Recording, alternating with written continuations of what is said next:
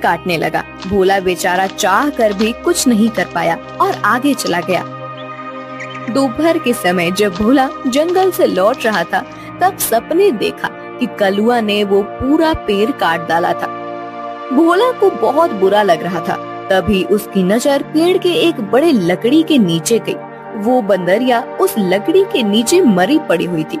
उसे देख भोला के आंखों में आंसू बहने लगे। भोला को लग रहा था कि शायद उसके बच्चे की भी मौत हो गई है। भोला उस बंदरिया के पास गया। तभी उसने देखा कि बंदरिया ने मरते हुए भी अपने बच्चे को अपने गोद में सुरक्षित रखा था। हे भगवान, तेरी महिमा अपरंपार है। इस बंदरिया ने मरते हुए भी अपने बच्चे को गोद में सुरक्षित रखा है। सच में माँ आखिर माँ ही होती है। लेकिन अब इस बच्चे का क्या होगा? कलुआ भी कितना दुष्ट है। मैंने बताया था उसे इस पेड़ पर इस बंदरिया का घर है, लेकिन उसने मेरी बात नहीं सुनी। फिर भोला ने गड्ढा खोदकर बंदरिया के शव को उस गड्ढे में डाल दिया।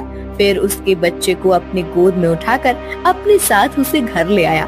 उस दिन एक बात से भोला अपने छोटे भाई की तरह उस बंदर को साथ रखने लगा।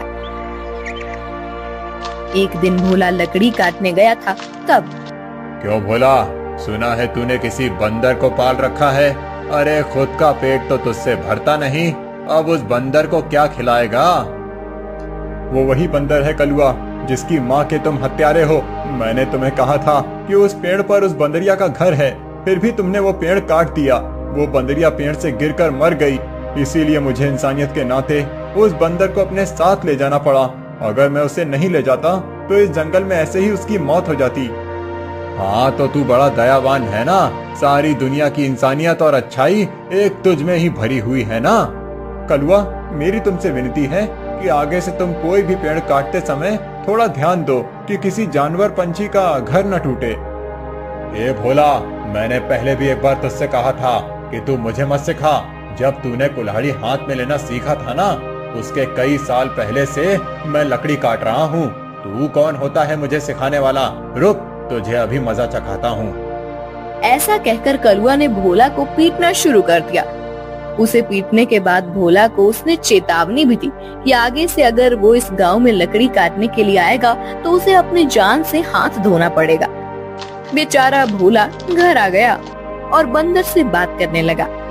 चलो दोस्त, अब इस गांव से हमारा दाना पानी उठ गया है।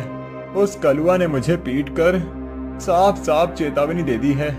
अब अगर जान बचानी है तो इस गांव को छोड़कर जाना ही बेहतर होगा। चलो, हम कहीं और जाकर हमारी अपनी दुनिया बसाएंगे। भोला बंदर को अपने कंधे पर बिठाकर गांव से कहीं दूर जाने के लिए निकल गया।